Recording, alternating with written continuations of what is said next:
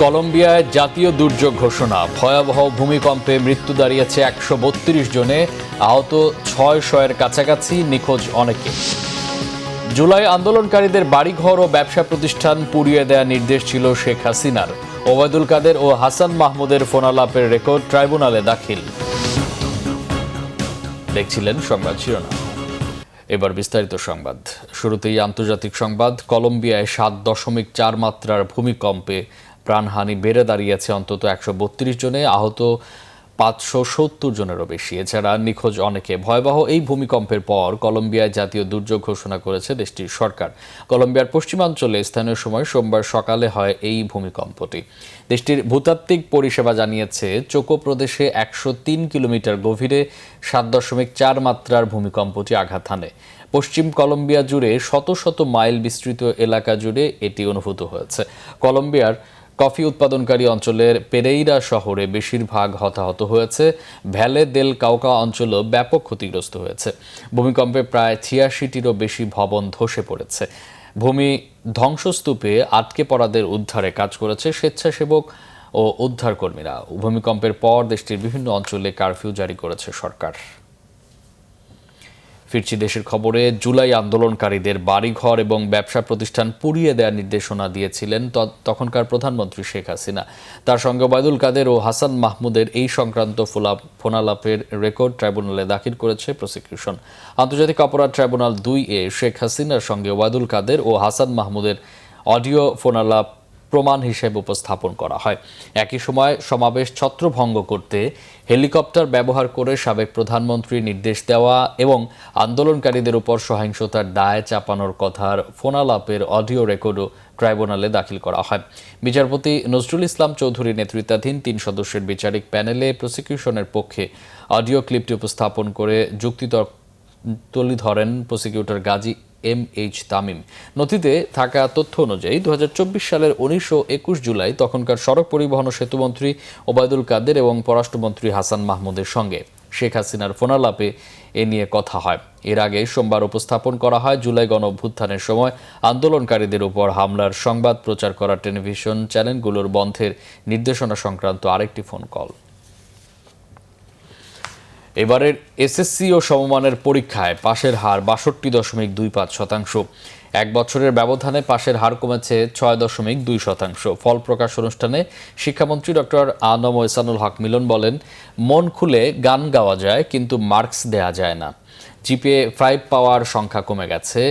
এটি দাঁড়িয়েছে 1,16,676 জনে। একজনও পাশ করেনি এমন প্রতিষ্ঠান 332টি। এবছর পরীক্ষার্থী ছিল 18,29,485।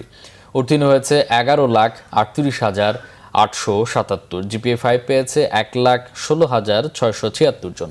সাধারণ শিক্ষা বোর্ডে পাশের হার 64.5%, মাদ্রাসা শিক্ষা বোর্ডে 55.49 আর কারিগরি শিক্ষা বোর্ডে 58.20%।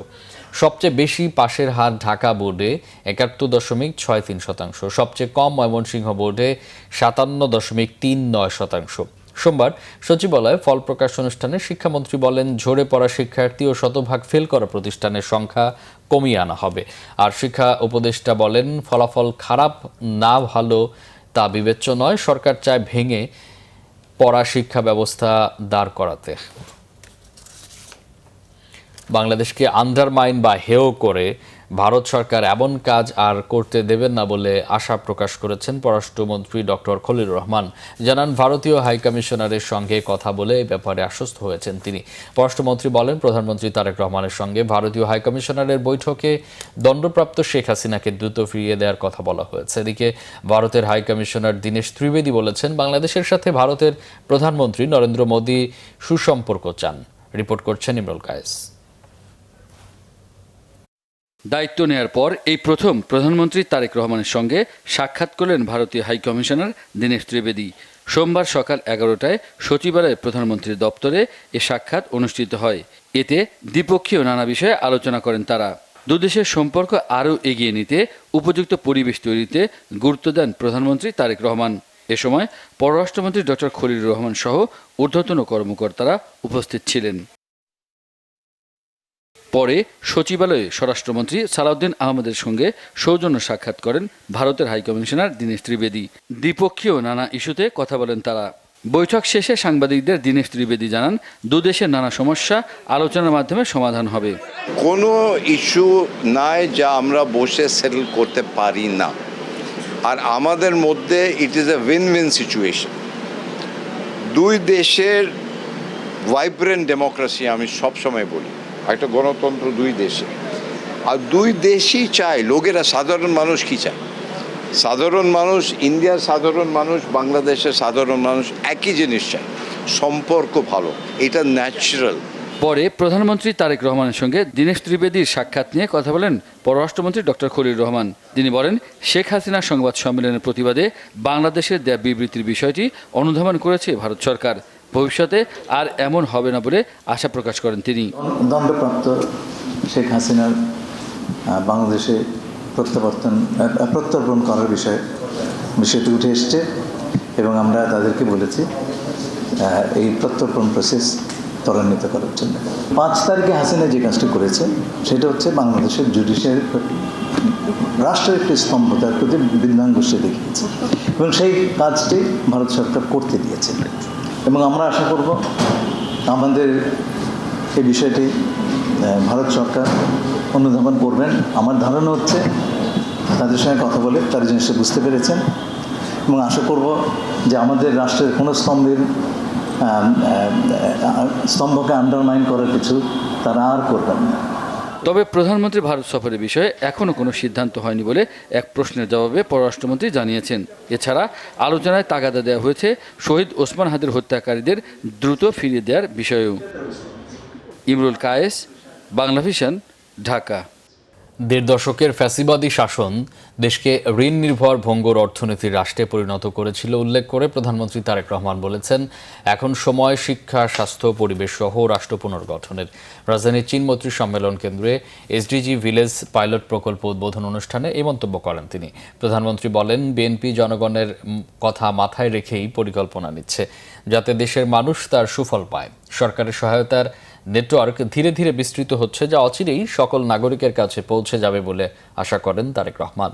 এ সময় এসডিজি ভিলেজ বিশ্বের সামনে দৃষ্টান্ত হিসেবে গড়ে তোলা হবে বলেও জানান তারেক রহমান।